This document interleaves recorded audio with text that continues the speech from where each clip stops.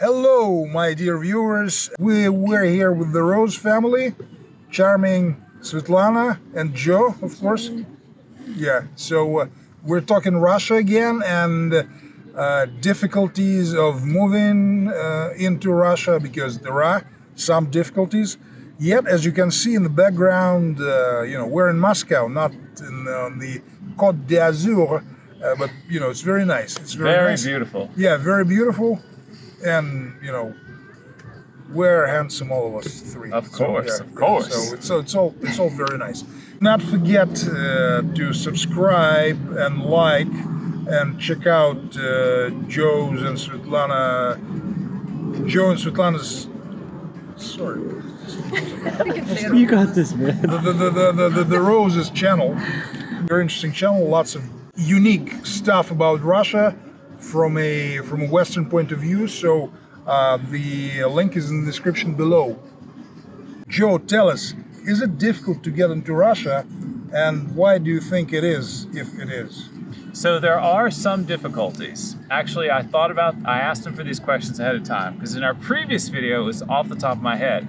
So you can see me off the top of my head in the previous video. You should go check it out. Sure. And in this one, I have prepared.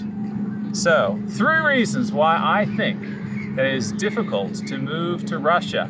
And my wife can argue with me. We may have an argument on camera here. Number 1, the language. Russian, in my opinion, or at least it feels like it's 10 times more difficult than, your classic romantic language, like let's say English. Number 2, the paperwork. When you move here, the paperwork you have to go through to get your citizenship, to get your residency, and they even have a third thing, I think, before the residency. What's it called? RVP? RVPO. The paperwork needs to be just right. You make any mistake, and they're sending you back to fix it, and you got to go back to the office again. Back to Kansas. That's right. And thirdly, the most important one is, I'm not sure if Russia wants you here, to be honest. Do we? Because, I don't know. and I'm not against them for this, I understand, but people in power and even people on the street, they're looking at world news and they're thinking, do we want immigrants here? It looks like America's having a hard time with immigrants. It looks like Britain's having a hard time with immigrants. It looks like Germany's having a hard time. Well, there are immigrants and there are immigrants. Exactly. We do want you. Come on. And that's the distinction. Well, Yeah. you wanted the negative side. Yeah, I'm giving it to you. I'm giving it to you let's not hard be and coy. negative. Of course we want it. I mean, these two have like 5 children between them. Of course we want all of them here. Bring it on. Yeah, so it's...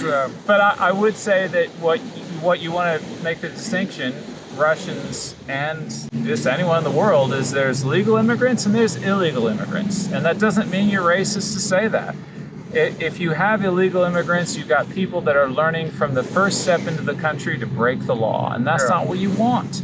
And on top of that, they're then not taking citizenship tests and history tests. They're not integrating into the culture.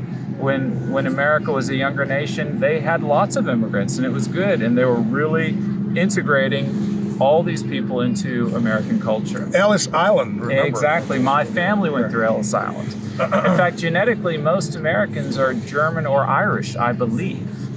And today, would they say that they are? No, they're just Americans. They don't even know. So Americans that come here, their grandkids are going to be Russians. Yeah, exactly. Sveta, what do you think about my answer? Well, I agree with one part, so that the paperwork is really difficult, especially for people who do not speak or write in Russian, and they have to have someone to help them. And also, I think another thing is the lack of information, where exactly to go. So what organization to go, like what papers you need to have. It's not that easy to find out all this information, where to go. And you were lucky because you got married to me, and I was filling out all the forms for you. So that's why it wasn't that bad. Yes, and I also would agree that Russia, it's really not... wasn't the country for immigrants to begin with. So we have multicultural country, but it's still not so easy for people from other countries just easily come because we don't have a special program like, let's say, the US has, or Germany has, or Israel has. So we started doing something for people who used to live in the USSR, and now it's easier for them. But for like foreigners who have no connections with Russians, it's still not that easy. And I would say that Russia does need immigrants, and if you're inclined to come here, if you have traditional family values, you'd be a good fit for this place. And Russia needs more people. And I think that right now, perhaps Russia's divided on this issue, but I think in time, the tide is turning. They're realizing that this could be a very good thing for the people around the world that have traditional family values, that want a place to practice their values. And it would be good for Russia to have hardworking, law-abiding people living here. Of Christian persuasion, if I may add. Perhaps, yes, perhaps. Let's be straight here. Let's not, beat around the bush, because we do have immigrants. Correct. Huh? I'm being politically correct. And I'm not. I'm from Russia, so I don't have to be. Russia is the second country in the world with most immigrants after the United States. Actually, many people do not realize it, but it is true. We have millions upon millions of immigrants, but we want the kind that would integrate. That's the thing. We have a lot of them walking around with titles of their motherlands written on their hats, and if you like that place that much, what are you doing here? Just Yeah, I think you need to be Russian first. And I mean, I even heard that a long time ago when Ford was a new company, you had lots of immigrants living in America, and they would do ceremonies where the people would be dressed in their native garb. They'd go up on stage, they'd go behind a little curtain, they'd come out dressed American, everyone would clap. And there was this big celebration about becoming an American. Yeah, exactly. And you needed to do that because you still have a young country and everyone's from a different place. You need to have something to pull you together. So if you're going to come here, you really do need to be Russian first, in my opinion. Yeah, of course, like people who, if you're 40 and you come here from the States, you're never going to be a Russian, really. But you just try to get along. That's all is being asked from you, because some people, from down south, our south, they just they do not understand, words very often. Yeah, we also wanted to mention lobbying efforts on the part of Joe and Svetlana. They went to Russian Parliament, and they basically they were telling people there are Americans and Westerners who want to come here, and Duma deputy do not believe them because in their mental universe such people cannot exist. You got to be an idiot to come here. So yeah, but there are people like that. They do want to come here. So thanks to Joe and Svetlana, our parliamentarians found out something useful. Yeah, it was a great experience. So we went to what's called the Ghost Duma. Like you said, it's Russian Parliament. And actually, I had to do it on the big screen. They didn't let me in because I'm not a Russian citizen yet, for safety reasons. So my Russian wife went, and we both spoke at the same event, but she was actually there at the table, and I was on a TV screen. Segregated. And yeah, exactly. Like Rosa Parks in Alabama. That's right. I was like, what? Yeah. I can't be a full Russian here? But I'm not Russian yet, so that's understandable. And it was funny because she would have rather stayed home and I would have rather gone, but we were in a situation where she got to go sit at the table. You ought to sit in that back part of the bus, boy. And it was interesting, though, because I thought, it went great, and we were able to say what we thought about immigration, that Russia needs to somehow open their door to traditional values people, Western people. But I was distinctly thinking if I was doing this in Washington, D.C., I'd be super nervous, man. But I just don't know Russia as well, so I'm not as nervous as I should be. So if you probably are curious, like what we were doing there, what we were trying to lobby, so we were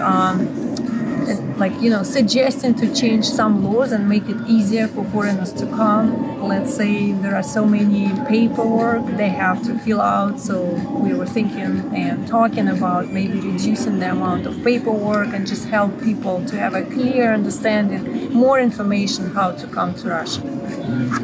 Actually, it's a good time to organically plug my channel because we have to do it at some point. Yeah, Expat American. We've done a couple of videos on immigration, And Sveta, like Dmitry, is helping people come into the country. Yes. But yeah, we have some cool videos on the channel Expat American where I talk to a lawyer about immigration. I talk to an American Russian celebrity about an American village he's trying to open up. So it's some pretty cool stuff over there. So, Joe, you've been here for longer than a year. So, what are your thoughts on what can someone in his 30s, 40s coming here expect realistically from living in this beautiful country? Well, I'm kind of giving you a hint. Yeah. Well, I love this place, and I say lots of great things about it on my channel. But if I got hit on the head and I wanted to play devil's advocate, let's say, right? So let's push the envelope, because Dmitry wanted me to try and like stretch my brain. What might be some of the challenges realistically living here? And as I said, I took notes. But I've said before, Russians might not be as polite to you as what you're used to from the Western world. They'll have to get to know you emotionally before they're going to take the time to smile and be friendly with you. Not in every case, but more so, I would say, than in the West. So that's number one. Number two, it's kind of like number one, that being the case, customer service might not be what you're used to in the West. In the West, if you're paying for a service, you want the staff to treat you very well, and that's not necessarily the case here. Sometimes it is, though. And thirdly, you might be shocked at the infrastructure. The infrastructure at times might not be as shiny and nice as what you're used to. For instance, the water might get turned off for 30 minutes 3 or 4 times a year at random without warning. It's not a big deal, but I wasn't used to that in the West. The hot water might get turned off. For instance, it gets turned every off summer. for 10 days every summer During summer. in most residential buildings. In the newest ones, they do not do anymore, but in most, yes, they do for 10 days every summer. Yeah. Elevators are not a given in buildings. And you will notice older buildings. It's an older place, especially on the outside. And I think maybe part of that is the harsh weather. Ugly lobbies, I would say. Russia has lots of ugly lobbies compared to the smell, Western lobbies. Yes. The bad lighting. Even when you go into a business, let's say a small pharmacy, the lighting might be terrible, and it's like no big deal. That's just the way it is. And the traffic is bad. So that's off the top of my head, and that's just how evil Joe feels. I don't really feel that way, but if you were going to push me, that's good. all I could think of. That's good that you're saying it. On one point, I will disagree. Please. When elevators are concerned, everywhere. I've never been to a residential building where an elevator wouldn't be working. Elevators wouldn't be working at all. Sometimes they just don't exist. Is what I'm saying. That's a different issue. Yeah. Five-story ones. Yeah. I grew up in one like that. See, that's why I'm so athletic. Because I climbed stairs all my first 20 years of my life. So, that's true. That's true. Yeah, the 1960s 5-story buildings, 1960s construction. Yes, they have no elevators, but it's good for you. You can move your body. Now, my wife doesn't like what I said. Honey, go ahead, disagree with me.